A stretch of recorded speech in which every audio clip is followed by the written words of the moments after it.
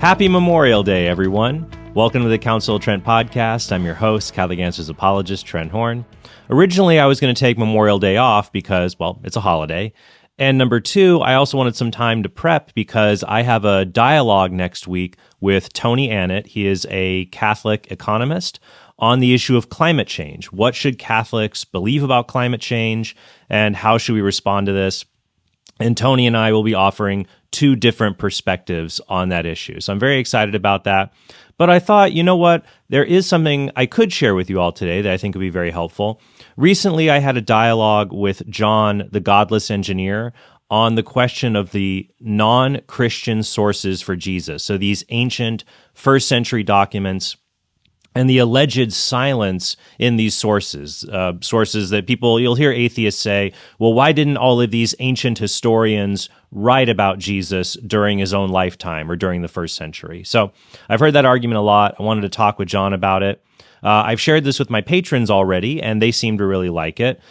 So I thought I would share it with you all. At first, I was concerned because John and I actually didn't disagree as much as I thought we would disagree. So there isn't a lot of clash in this dialogue.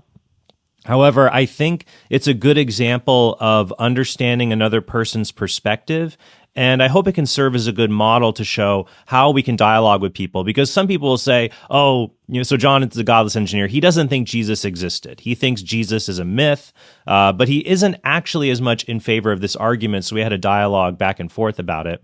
And some people will tell me that, you should just ridicule people who hold views. And this is a very extreme view. Hardly anybody in academia holds it, maybe like 4 people.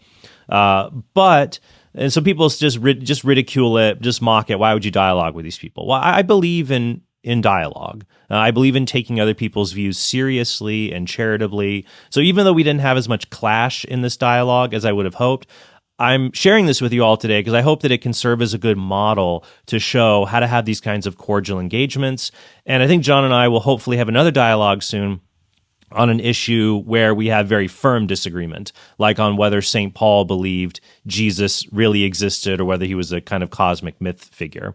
So without further ado, here's John's video. And by the way, if you want more on this particular argument, the alleged, the non-Christian silence about Jesus in the first century, why didn't these ancient sources write about Jesus? I have a whole video on that subject. I'll link to it in the description below if you guys want to check that out. So here's my dialogue with John, the Godless Engineer.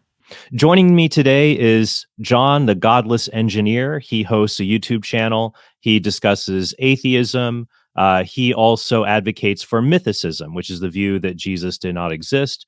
So we're going to be chatting a little bit about that today here on the podcast. Before we do that, though, definitely be sure to like this video and subscribe to our channel so you don't miss all of our great content.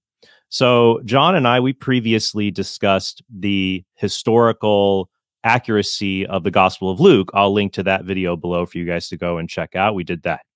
Gosh, we did that, like a year or two ago? It feels like forever. Yeah, I know. it has been a while. Yeah, well, it's nice to have you back. And yeah, let's just talk about this. So you would identify as a mythicist. Could you explain to everyone what you mean by that and what your position is? Right. I guess a more specific way to characterize my position is the minimal mythicist position. And that's just that Jesus probably didn't exist. I think that the evidence is pretty bad and vague, the evidence that we do have. So I think that, while I lean towards Jesus probably didn't exist, I think the most, defensible thing is just, pure agnosticism, like on the topic at the very least. In my own position, I think Jesus probably didn't exist, but that comes from arguments to the best explanation and arguments from evidence. Of course, using Bayesian reasoning, trying to weigh the evidence that we do have against the background evidence, behind Christianity. Sure. And we're not going to get into the entire case for mythicism today. The reason I wanted to chat with you, I was watching one of your videos maybe like a month ago, and you were dialoguing with someone, I forget who, but you were talking a little bit about the absence of testimony about Jesus in ancient non-Christian sources. So non-Christian sources written, let's say, within the first 100 years of the crucifixion, for example. So saying that counts as evidence against Jesus's existence. And so people have called this the argument from ancient silence, for example. And I just wanted to focus on that particular argument because you're talking about Bayes' reasoning, and what you would do is, you'd have all this data set in front of you, and things would tip the scale one way or another based on likelihoods and things like that. And this would be one of those data sets, this apparent absence of testimony about Jesus in the ancient non-Christian sources. And so from my perspective is I don't find this to be a very compelling argument at all. I think there are other mythicist arguments that are stronger. I don't even think this really factors into the data set at all. But maybe you can give us your thoughts about ancient non-Christian sources and their testimony about Jesus, and what conclusion you draw from that. Well, so I'm not exactly sure which discussion you saw, but if I said that the silence from non-Christian sources is positive evidence, like in favor of mythicism, then I must have just misspoke, or maybe just heat of the moment thing, because I don't think that silence from non-Christian sources is positive evidence that Jesus didn't exist. Mm-hmm. I think that it just simply doesn't help the historicist case, because then that's just evidence that you don't have. So I've been thinking about your question since you asked me to come on, and the way that I see it is like, if you start out at the question, let's start out at like a 50-50 chance, because Jesus, either he did exist or he didn't exist. Right. And then we have to weigh the evidence. If you don't have non-Christian sources, then that doesn't help either side. And so it's a little detrimental to the historicist case, because you would expect to at least find some references out there if Jesus had existed, because we have authors in the first historians in the first century that recorded similar people at the time, similar events that supposedly happened. And so you should expect to find some non-Christian references to Jesus, but we don't. Now, that doesn't mean that I think that Jesus didn't exist. That just means that I don't think that there's any outside corroboration, mm-hmm. For the figure of Jesus. Well, it sounds like you're straddling two positions a little bit, because what I would say is I would agree with you that the absence of mention of Jesus in non-Christian sources. And what I'm going back to here is there are a lot of mythicists. You go back to, I think it's like 1909. There was an atheist named John Remsburg, and he made a list of like 40 or 50 ancient authors who wrote within the first 100 years that Jesus was crucified. And he considered that extremely suspicious. He considered that evidence Jesus did not exist, because if Jesus did exist, surely one of these people would have written about him. And so you have this list of all these ancient authors, and we can talk about that. But like, I would agree that if these ancient authors don't mention Jesus, that doesn't tell us anything one way or another. I personally would not expect them to write about Jesus. And there's a lot of silence, even in the other major sources, like Josephus or Tacitus, many large events that they don't record. So help me understand where you're coming from, because it seemed like you said you wouldn't expect it one way or another.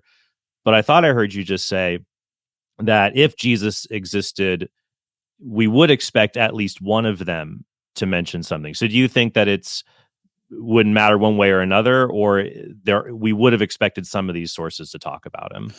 Well, I don't think that I said that it wouldn't matter one way or another. Like, as far as like that 50-50 split goes, I thought that I had said that, it doesn't help either case. Not that mythicism doesn't expect it, just the same as the historicist position doesn't expect it, or or something like that. That's Right. not what I meant. I just meant that it doesn't help either case. So you can't use it as evidence, like positive evidence for either case. Okay, well, help me out here. That kind of sounds like the same thing. So, like a Christian, I mean, that makes sense, right? A Christian wouldn't say this silence shows Jesus did exist. I don't know anybody who would make that argument. And then you're also saying a mythicist can't really use that silence to say Jesus did not exist. Right. I mean, because it's not positive evidence. I mean, it is an element of data in our background knowledge, right? That factors into, either just our general knowledge of like the surrounding evidence, in the first century. So I think that it definitely contributes to like our our I guess maybe our starting position, or maybe the amount of evidence that we have for Jesus. But as far as like positive evidence for either position, I don't consider it to be positive evidence for either position, because Jesus could have walked around and existed in the past and done some of the things that he said to have done. Mhm. But these non-Christian sources just didn't record him, or we've lost the sections that would have recorded Jesus doing whatever he did, because we definitely have evidence of surgical editing, and also the ancient, like it's not ancient historians, but the maintainers of these documents. They would selectively maintain documents, let some documents fade off into obscurity, and eventually we lose them completely. So I think that while the silence from non-Christian sources isn't positive evidence for mythicism, but Mhm. I just also think that it's not positive. It just doesn't help the Sure. historicist position, because that's just evidence that you could have had but you don't. Okay, well, I think this is so funny, actually. I think that we agree far more than I thought that we might disagree, which is fine, because you'll hear people say this online. Well, there's no corroborating evidence for Jesus. They'll say that you can't believe Jesus existed unless you have non-biblical sources. But would your position be that if the biblical sources said things differently, you would say that this is enough? Like if Paul were emphatic that Jesus had been executed by the Romans, for example, would you say that would be enough to believe that Jesus existed? I think that if Paul was a lot less ambiguous in his statements regarding several things about Jesus, that it would definitely point more towards historicity than it does, um, uh, in my view, mythicism. Okay, so even if like everyone agreed, yeah, Paul is talking about a individual who lived on the earth like he did, you would still say that it would just point towards historicity. There would still be a lot of evidence pointing towards mythicism. Well, it's not so much that there's evidence pointing towards mythicism as how strong the evidence is for the historicist point. So, like, I think that the verses in Paul work for both historicity and mythicism, because you can come up with parsimonious explanations on both ideas. So, for me, the real discussion takes place in Paul, but I Right. feel like Paul's verses, or the verses in Paul, are too ambiguous to make a determination one way or another. But I will say that in Richard Carrier's On the Historicity of Jesus, he does count a few of Paul's verses as positive evidence for historicity. So Mhm. it's just that they're not strong pieces of information, strong pieces of evidence. So that doesn't really tip the scale enough to lean away from mythicism. Okay. Well, I don't want to veer too much into Paul and the New Testament, Right. because originally I just wanted to talk about the non-Christian sources, and I think we actually do have a lot of agreement on that. But would you disagree? Because like the way I feel like there are Christian caricatures of mythicism. There are these bad Christian arguments and these bad atheist arguments. I'll give you an example. Like a bad Christian argument is there's more evidence for Jesus than for Julius Caesar. Like that's just a patently bad argument to make. There was clearly more historical evidence for a Roman emperor than for Jesus, who was a marginalized Jewish wonder worker and preacher in a backwater province in Galilee. So I think like that's a bad Christian argument. But I think a bad atheist argument is to say, is this statement. You can't prove the Bible by citing the Bible, which on the one hand, yeah, like if you say the Bible is the word of God because it says so, that's a bad argument. But it seems like that argument makes it seem like you can't even use the Bible as a historical source to say that any kind of historical data happened. To me, that just seems like a bad assumption right off the bat. I don't know what you would think of that. Well, I definitely think that in this particular context of, proving whether or not Jesus was a historical figure, I think it is a bad argument on the atheist side to say, well, you can't prove the Bible with the Bible. I think that might be able to work for some of the more miracle claims, just because, the Bible is the only place where the miracle claims come up. And also, I think the miracle nature of them, which I know that we're not getting into that, but I think the miracle nature of them requires a bit more substantial evidence to establish that as a historical fact. But so like in those instances, I think that you would need something else other than the Bible. But for the historicity of Jesus, for me personally, I think that the documents contained in the Bible are the only references that we actually have in antiquity about Jesus. So it really comes down to, what can we establish as independent? What can we establish as actually historical? And I think that that's really where the discussion is had. But I do want to point out that your bad Christian argument is actually not only Christian, like atheists and Christians. It's a bipartisan bad argument. The first one, because Dr. Bart Ehrman, he actually makes that same argument for Jesus's historicity too. Several people that I've encountered also, like on the atheist side, also. So it's a historicist argument, I guess, is what I should have said. Because we have to remember that the mythicist position is not identical to atheism. I think there are many atheists online who are embracing this, but there are many atheists, well, I'd say most in the academic world, like Bart Ehrman, professors and others, who don't subscribe to this view. Mm-hmm. Yeah. There have been some Christians that have subscribed to the mythicism view as well. Oh, wow. So, yeah. Who would you count in that bracket? I do believe it's, I can only name one name off the top of my head, and that's Thomas Brody, I believe. Yeah. I guess it's kind of hard. It's like, I guess I'd be wondering what his theology is, if it's like to be a Christian who thinks Jesus, unless you think Jesus literally was just a cosmic figure who existed, but only in a cosmic way. Maybe I'll have to talk to him about his view. Let's talk then, I guess we could go a little bit more. Let's do a little bit more on the non-Christian sources, because there's really two kinds of non-Christian sources here. So one would be the list of the pagan writers who don't say anything at all, and everybody agrees they don't say anything, like Pliny the Younger, Seneca the Younger.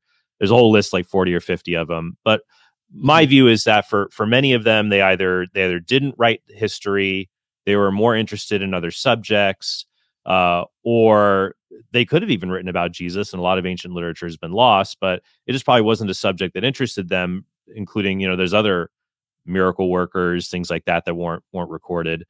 Then there's other sources, though, where people dispute that there's a record about Jesus. I think the two biggest ones would probably be Tacitus and Josephus.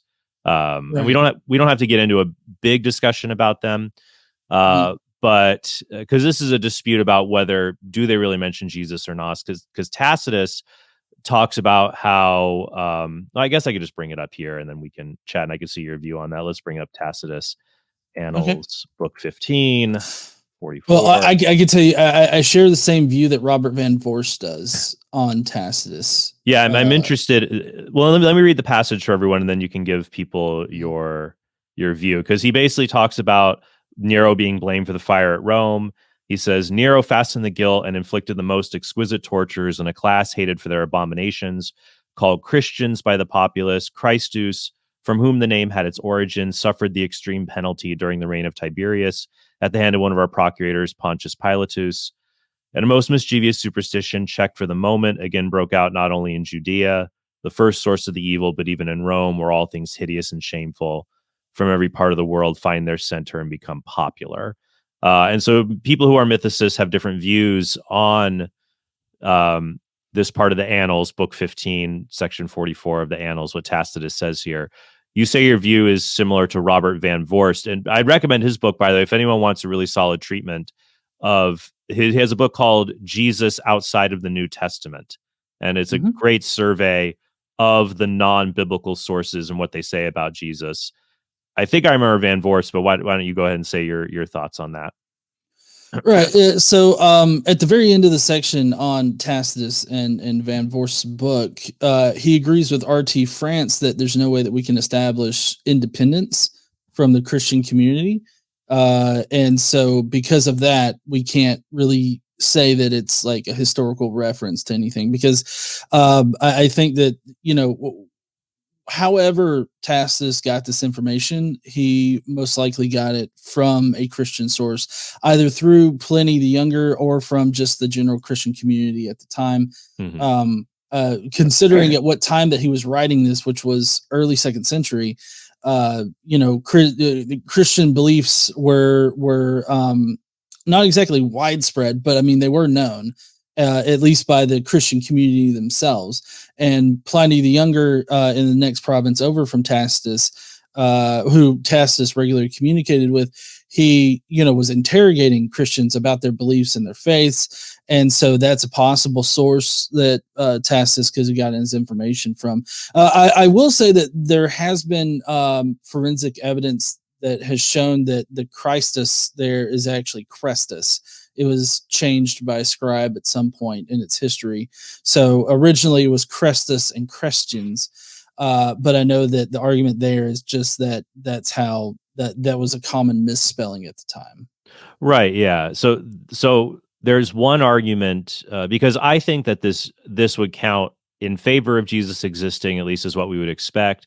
But I see the point that Tacitus, we need to figure out where Tacitus got the information.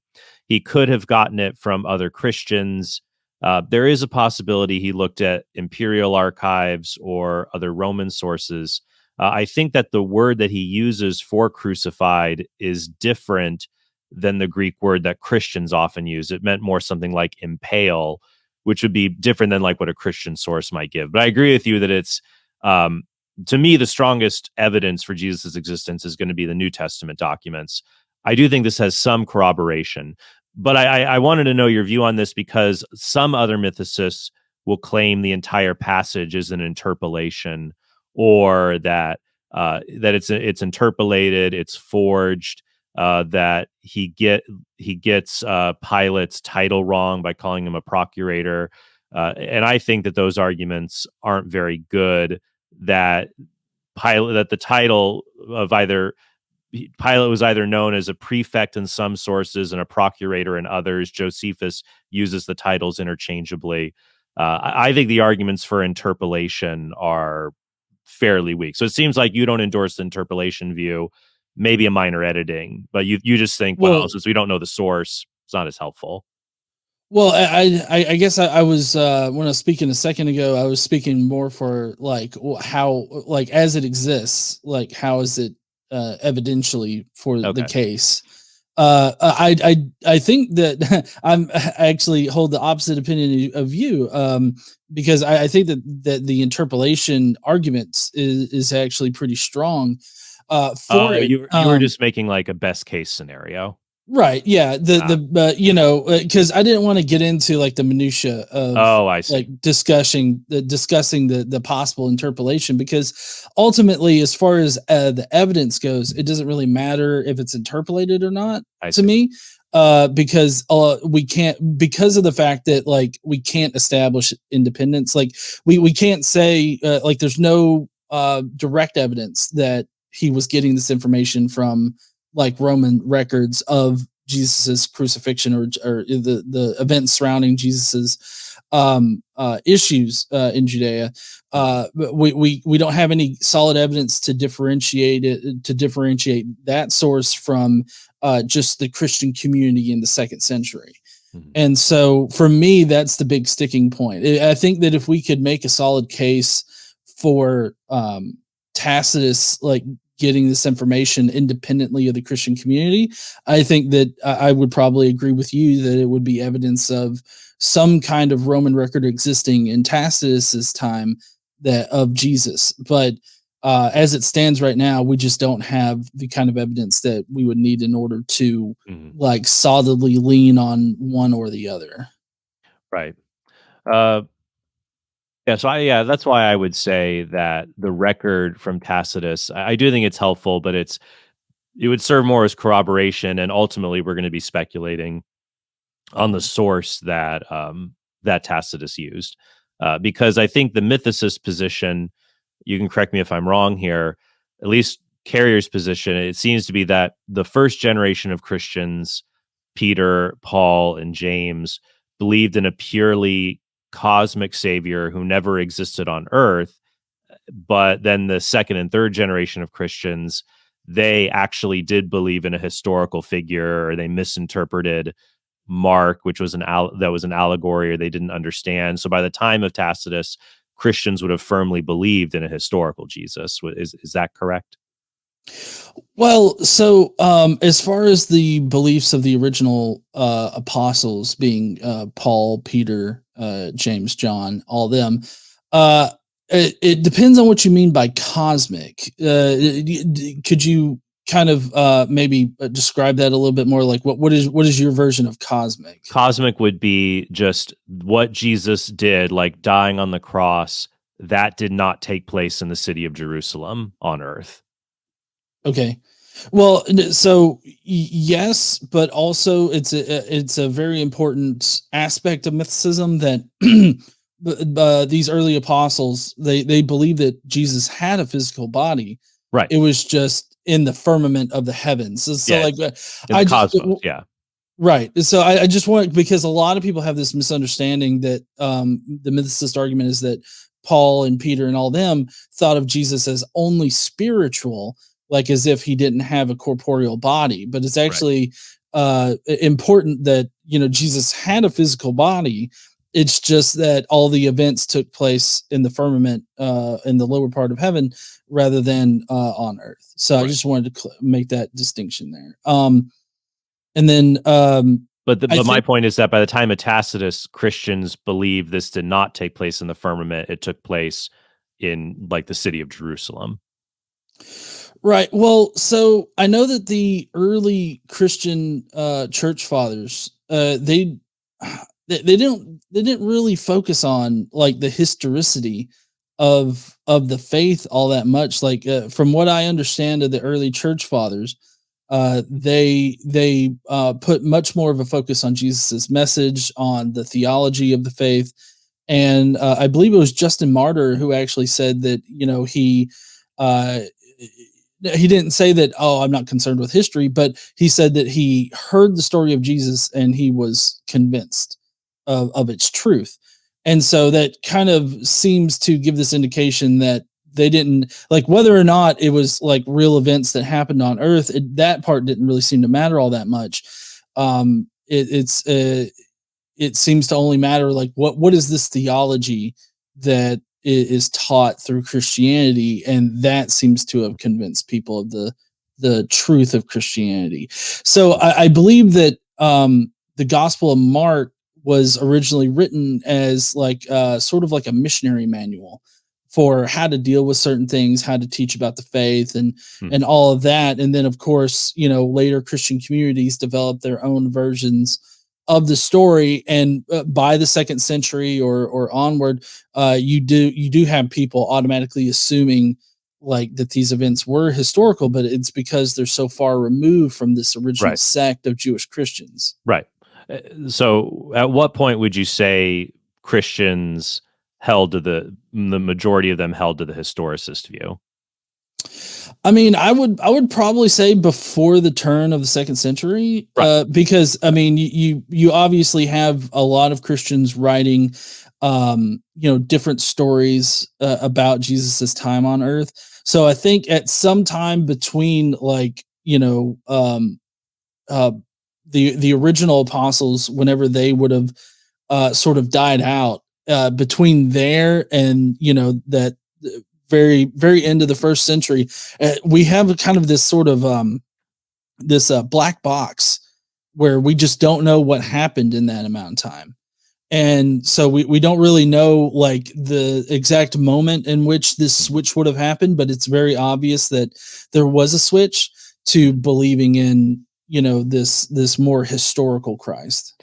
Yeah, I guess for me, one of the problems that I have with the mythicist theory is that throughout Christian history, it's really, really hard to stamp out an unorthodox belief. So you have Gnostic beliefs, you have Arian heresies. The unorthodox beliefs tend to linger in Christian. I mean, some of them are still present in the church today, even.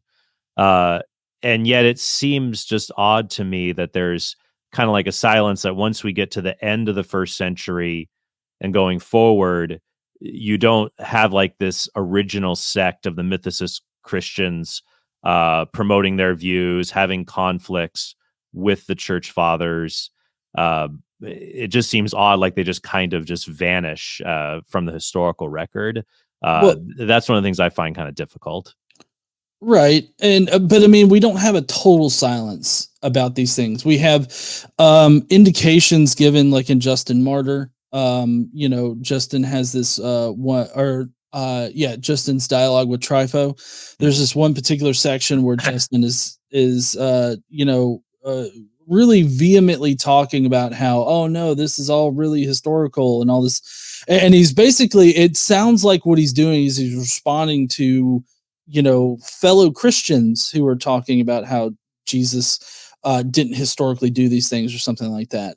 So, He's not responding to just like Jewish rabbis who are calling this like a myth. well, no, because I believe it's in the wording that he uses. It wouldn't make a lot of sense. Like it's less parsimonious if he's like arguing with Jews about it, because his dialogue with Trifle is him, talking to made up Jewish person, but it's very obvious with the way that he words that particular passage. I'm sorry, I can't think of the passage Yeah, right sure, now, sure. but it's the way that he words the passage that is obviously he's not like referencing like Jews, he's referencing fellow Christians. We also have evidence in like Second Peter, where it's like Second Peter Cleverly 1, devised myths. um what is it, like 17 or something like that? I can't, maybe it's 12. Sorry, I can't remember right now. But in Second Peter, there's also a reference to like, we didn't believe in cleverly devised myths. There's that particular one. There's also in I believe it's either Irenaeus or Ignatius. I can't remember which one, but they specifically vehemently talk about how this really did happen, and like there's these people going around saying, oh, and it didn't happen, and these would have been fellow believers. And again, Sure. I wish I knew the exact wording so I could show it to Yeah, you. yeah, yeah.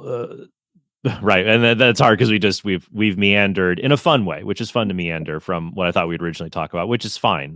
That's I'm happy to do that. Um, I think the trouble there is, yeah. So one of my concerns about the mythicist position would be an absence of evidence of these this mythicist community, especially if it's connected to the original founders of the religion, almost really vanishing, so to speak. I think what you're referring to is then this would be a debate over the theological content of the Docetists at the end of the first century and beginning of the second century.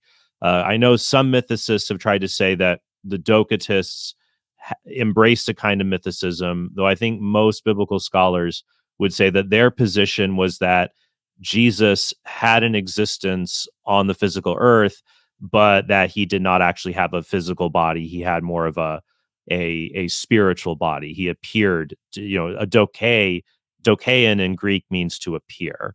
So that the idea is that you see this in First John and others, like, no, he really did have a body. He really did suffer. He didn't just appear to have a body. Which would go back to what you said before, that the first mythicists really did believe Jesus. If you believe they were mythicists like Paul, that he had a physical body, it was just up in the heavens. So I think that also complicates the debate a little bit. Well, yeah, and I mean, I've heard it said that the Docetists, or I've heard it said Docetist. I don't know. I'm bad at pronouncing words, but that particular group isn't exactly representative, or it might be like a bad moniker or something that's been established in biblical and New Testament studies. But as far as the first Jewish Christians, yeah, they definitely considered Jesus to have a physical body, and there's actually support in Judaism for these physical bodies existing in heaven. Mm-hmm. And so it's really not like out there. Like, it seems more in line with Jewish ideas than it does than a lot of people want to think that it is, because, like, there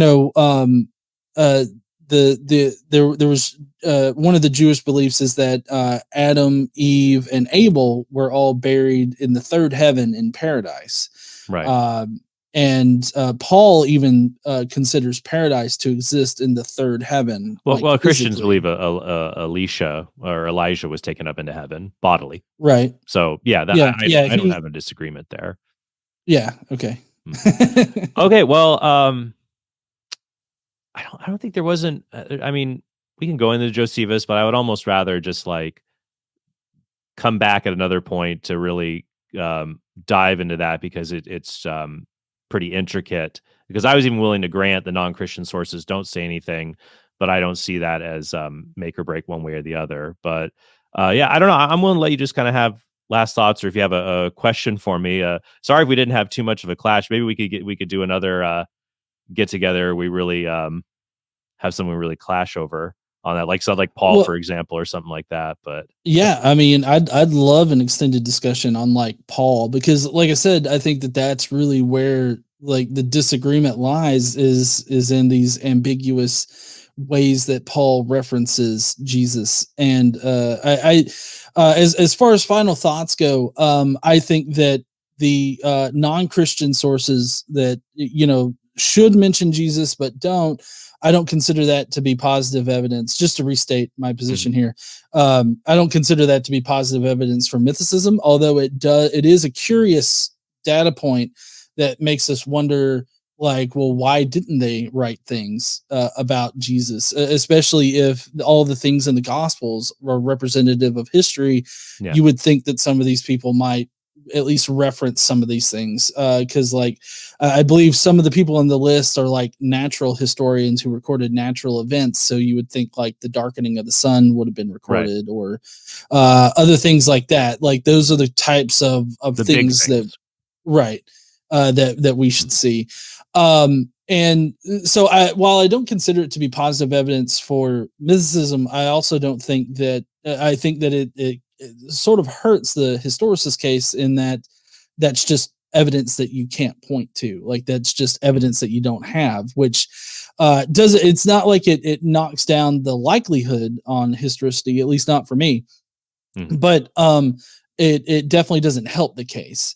And so Sure. then you have to go looking for other evidence. And so that's kind of how I handle the non-Christian sources. And then of course, there's the ones that people normally appeal to. We kind of discussed Tacitus here, which I think that we're not exactly in agreement with, but I feel like we have a pretty good disagreement there on the value of Tacitus's stuff. And then we didn't get into Josephus, which is perfectly fine. And then Pliny the Younger, I know that he got kind of mentioned.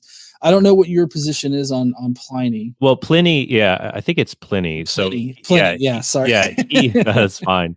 Well, Pliny talks about he references Christians worshiping Christ as a god, and he writes a letter to Emperor Trajan saying, "What should I do with them?" And he gets rules for how to punish them for their gatherings and for the unwillingness to renounce their beliefs.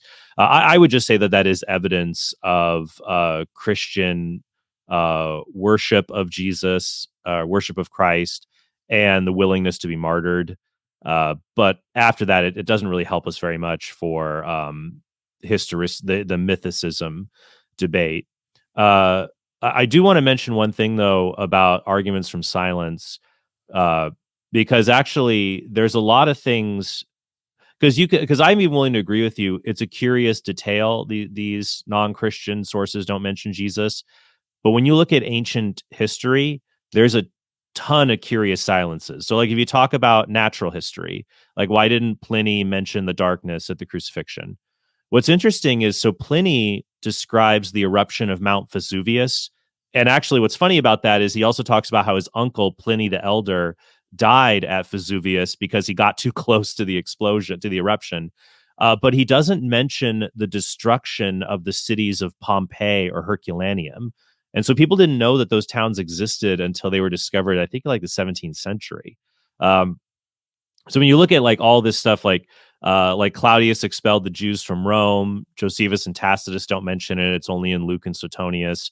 There's lots of examples of this, that in the ancient world, there's lots of curious silences about things that we know did happen. So even if there is a curious silence about Jesus, there's just curious silences in the patchwork work of ancient sources. But I still want to be polite. I gave you the final word and then I talked. So I want to, just in case you wanted to respond to any of that. Otherwise, we should get together to have a more of a clash on Paul. That would be fun. But yeah, wrap up and then your sources for everyone listening. Right. Well, so I do want to say that I think that there are that there's two kinds of arguments from silence. There's weak arguments from silence and strong arguments from silence. And like I think that strong arguments from silence can be beneficial, like as evidence, but the argument from silence, like from non-Christian sources, I don't think is a strong argument from silence. I think that it's, as far as like historicity goes, I think that it's a weak argument from silence, so it wouldn't be beneficial. And the strong arguments from silence are like just a quick, I guess, absurd example would be like Godzilla, walked around Judea, right? Like we don't have any sources that say that, and we don't have any good reason to think that Godzilla would exist. So, right, like it's a strong argument from silence to say no, Godzilla didn't walk around Judea, and that's an extreme and absurd kind of example. But that's or just the idea that the claim that Jesus appeared to the Roman emperor and the Senate. We could be highly confident that claim is false, because if it were true, Roman records would have recorded that.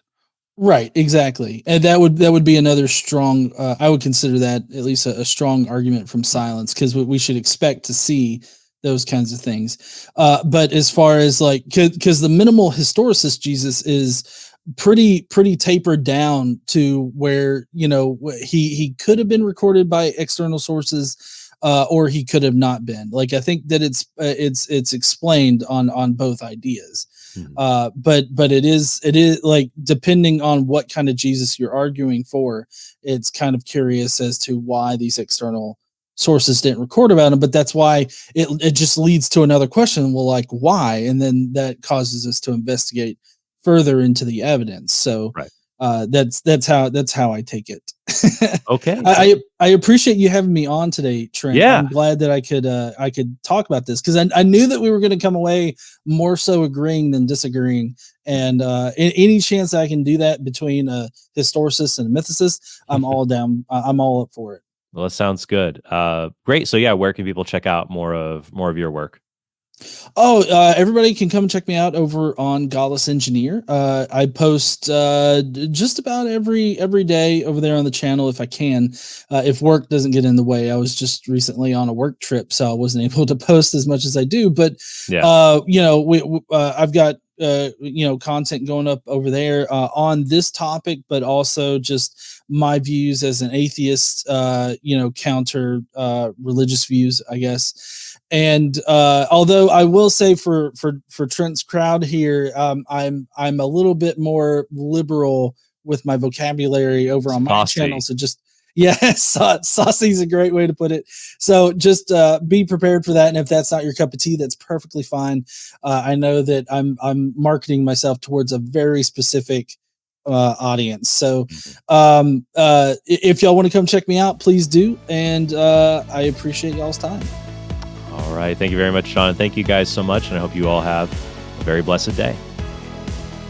Hey, thanks for watching this video. If you want to help us produce more great content like this, be sure to click subscribe and go to TrentHornPodcast.com to become a premium subscriber. You'll help us create more videos like this and get access to bonus content and sneak peeks of our upcoming projects.